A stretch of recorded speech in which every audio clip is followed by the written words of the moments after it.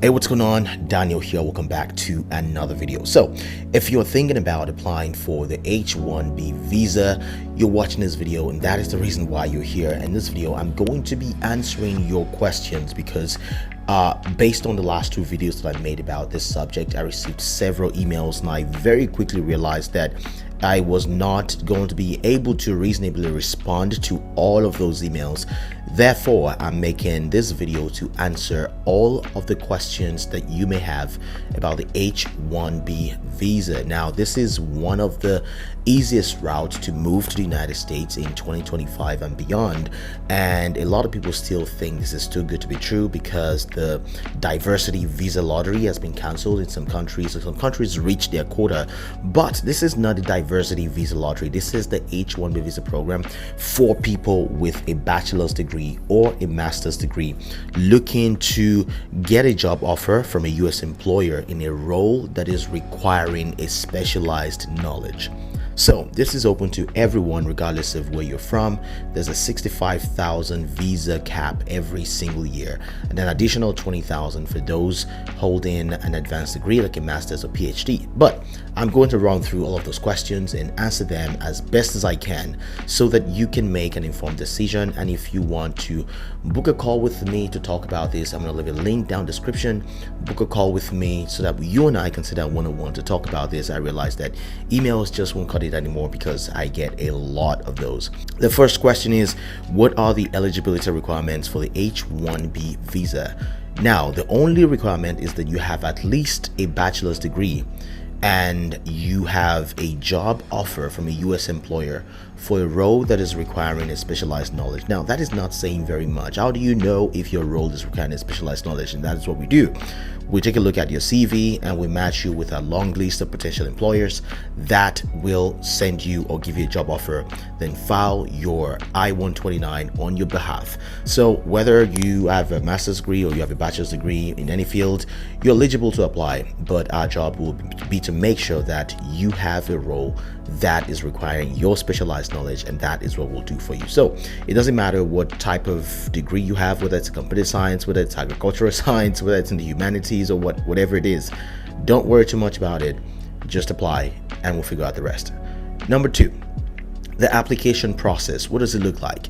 So like I said earlier, you need to have a job offer from a US employer, and that US employer submits a labor condition application, which is known as the LCA, to the Department of Labor in the United States and files your form I-129 with the USCIS. So this is not something you can go online and go file for yourself. This is why you need an expert. This is why you need someone on ground, a US employer, an agent, whatever you want to call it. And that is why I'm asking you to reach out so we can do all that for you. So you need someone on the ground to file your LCA and to file your form I-129 with the USCIS. What is the duration of this visa? How long does it last for? The visa is initially granted for up to 3 years, and it can be extended for a maximum of 6 years, meaning you can re-extend your visa after the initial 3 years up to 6 years. And the next question is, can you apply for a green card? Does it lead to a green card? And the simple answer is yes. Alright, so this is Daniel, the editor. I figured I might just show you what a green card looks like. So the green card looks something like this. That's my face right there. It's a permanent resident card, meaning you can reside permanently in the United States. And the H1-B visa allows you to be able to do that seamlessly with no issues at all. And it has to be filed by an employer. So this is what it looks like. The H1-B visa can lead to a green card, meaning you can get a green card after meeting certain requirements. After spending a certain number of years with your current employer, you can apply for your I-140 petition, which is going to be done by your US employer. So you can't do it by yourself. So everything is hinging on your US employer to do it for you. But yes, this can be a pathway to green card and subsequently US citizenship. Now, dependents, can you bring your dependents to the United States based on the US H1-B visa? And the answer is yes. Spouse and children under the age of 21. So your wife, your kids can apply for H4. This is the special visa that they can apply for, the H4, which may allow them to study or in some cases work in the United States. Now, what is the number? How many visas are granted each year? Now, there's a cap of 65,000 visas every single year, and an additional 20,000 for those holding advanced degrees from US institutions. So if you're applying from the US, there's an additional 20,000 for those people who are applying from the US with advanced degrees. Interview questions. So what happens after you've applied? Now that you've been chosen, you've been selected in a lottery, what happens? You still have to attend an interview session with at the US Consulate. And what are the things that they ask at the US interview? Well, the thing is, it's just like a regular interview, but you're coming in with with an almost guarantee condition of receiving your visa. And the common topics they can ask you include your education, what is your background, what did you study, where did you study, and what is your work experience, how does it tie to what you're being hired for in the United States. You have to know your employer details and your plans when you get to the United States, and of course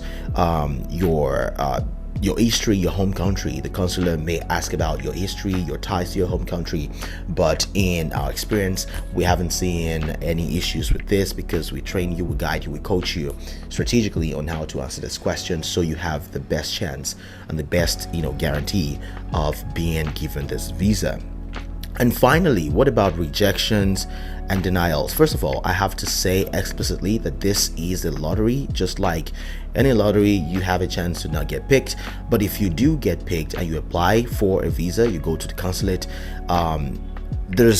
there's denial, but there's also a chance to reapply to address the concerns that the consulate has, because they're going to tell you what concerns they have and you can address those concerns when you go back. So if denied, your options include addressing the issue and reapplying, and also filing a motion to reopen or to reconsider, or appealing the decision. So these are the things that these are the options that are open to you. You can address the issue, you can refile, you can open a motion, and you can appeal. So there's really not too many downsides to applying to the H1-B visa, but the very first step is for you to apply, for you to reach out and book a consult, one-on-one session with me, so we can talk about your specific requirements as relates to you, so that you don't send me an email and it gets lost in the sea of emails that I receive every single day. So these are the most common questions about the H1-B visa program. I highly encourage you, if you have a bachelor's degree or an advanced degree, just apply. It's literally the easiest way to move to the United States right now from anywhere in the world. And sometimes it sounds too good to be true, but I know several people that have gone through this process over the last 1 year and now reside in the United States. That's where I live. These are my friends and I know them personally. So book a call with me. Let's talk about your specific needs and how we can migrate you to the United States in 2025 with your family, if you have one. If you have any questions, leave them down in the comment section. I'll do my best to answer all of them. And don't forget, the link to book your calls in the description down below. Let's do it. I'll see you in the United States, hopefully. Take care now. Bye.